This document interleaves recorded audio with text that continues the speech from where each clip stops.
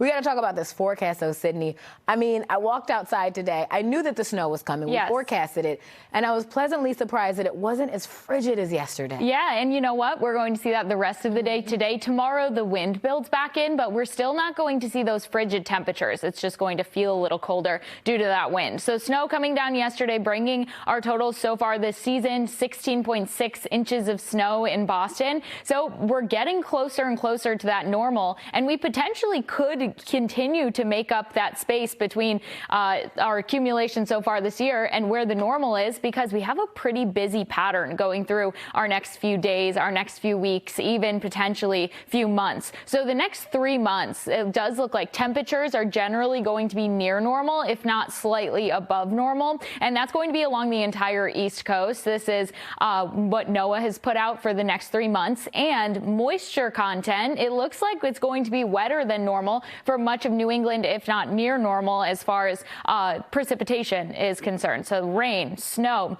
of course, any of that sort. And the 10-day forecast is pairing up with this very busy pattern that we do have the next 10 days, and that could potentially continue as we go through the next month, 2 months or so. So what's coming next? It's going to be a cold front. It's not going to bring all of us rain, but the potential for parts of southern New Hampshire to get in on rain this evening into early tomorrow is going to be there. Definitely northern Vermont and New Hampshire getting in on more snow. High pressure builds as we go into Wednesday. Temperatures definitely cooler by Wednesday, but once Thursday rolls around, snow changing over to rain, a wintry mix will be heading our way, which I'll time out in just a moment. So as far as tomorrow is concerned, temperatures a little bit wonky tomorrow, as we're not really going to be seeing that stark cool down into the early morning, and temperatures even into the afternoon could potentially near 40 degrees, but it is going to be very windy as the afternoon rolls around. So tomorrow, 30 to 35 mile per hour gusts at times. Some spots could see 45 mile per hour gusts.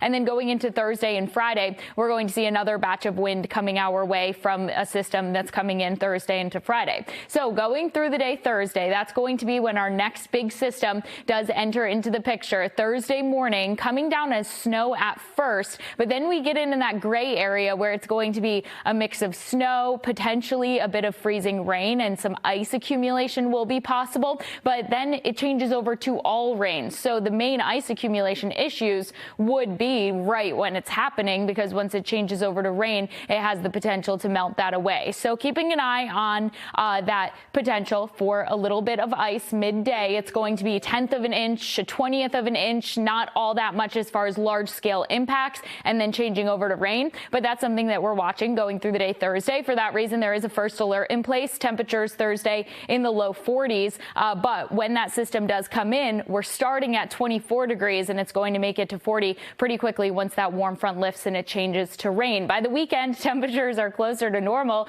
middle and upper 30s, but another system heading our way by Sunday.